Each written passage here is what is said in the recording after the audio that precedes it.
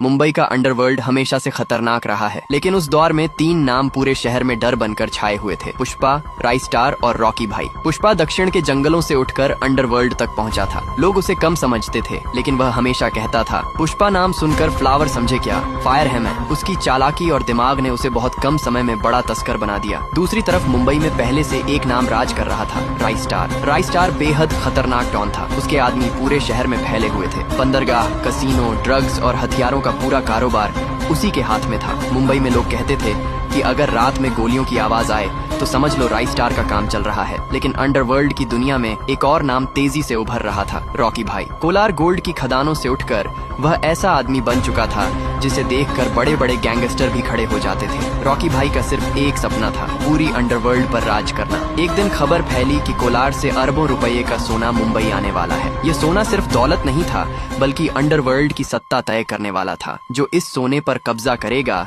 वही पूरे अंडरवर्ल्ड का असली बादशाह बनेगा। सोने की खेप मुंबई के पुराने बंदरगाह पर पहुंचने वाली थी। रात के अंधेरे में वहां तीनों अपने अपने गैंग के साथ पहुंच गए। सबसे पहले राइस्टार बोला, मुंबई में बिना मेरी इजाजत कोई कारोबार नहीं करता, ये सोना मेरा है। पुष्पा मुस्कुराया और बोला, झुकने का नहीं। तभी धुएं के बीच से भारी कदमों की आवाज आई। सभी की नजरें उस तरफ घूम गई। अंधेरे से एक आदमी बाहर आया, रॉकी भाई। उसने सिगरेट जलाते हुए कहा, अंडरवर्ल्ड में 3 लोग राज नहीं करते, यहाँ सिर्फ एक बादशाह होता है। इतना कहते ही गोलियां चलने लगी। पूरा बंदरगाह युद्ध का मैदान बन गया। कुछ ही देर में चारों तरफ लाशें बिखर गईं। सुबह जब सूरज निकला तो बंदरगाह पर सन्नाटा था। सोने की पूरी खेप गायब थी और शहर में सिर्फ एक नाम गूंज रहा था, रॉकी भाई। लेकिन दूर खड़ा पुष्पा हल्का सा मुस्कुरा रहा था, क्योंकि उसे पता था कि असली खेल अभी बाकी है। बंदरगाह की उस रात के बाद पूरे अंडरवर्ल्ड में सिर्फ एक नाम गूंज रहा था, रॉकी भाई। लेकिन कहानी यहीं खत्म नहीं हुई। कुछ दिनों बाद खबर आई कि शहर में फिर से सोने की एक बड़ी खेप आने वाली है। इस बार पुष्पा पहले से तैयार था। वह अपने आदमियों से बोला, पुष्पा कभी हारता नहीं, खेल बदल देता है। उधर राइस्टार भी जिंदा था और बदला लेने की आग में जल रहा था। उसने अपने गैंग से कहा, इस बार कोई नहीं बचेगा। रात होते ही तीनों फिर एक ही जगह पहुंच गए। रॉकी भाई ने मुस्कुराते हुए कहा, लगता है तुम दोनों फिर से हारने आए हो। पुष्पा हंसकर बोला, झुकने का नहीं। और तभी अचानक चारों तरफ गोलियों की आवाज गूंजने लगी। लेकिन इस बार अंडरवर्ल्ड की सबसे बड़ी जंग शुरू होने वाली थी। आगे क्या होगा? क्या पुष्पा और रॉकी भाई साथ मिलकर अंडरवर्ल्ड पर राज करेंगे, या फिर उनके बीच ही सबसे बड़ी जंग होगी? ये जानने के लिए चैनल को सब्सक्राइब जरूर करें।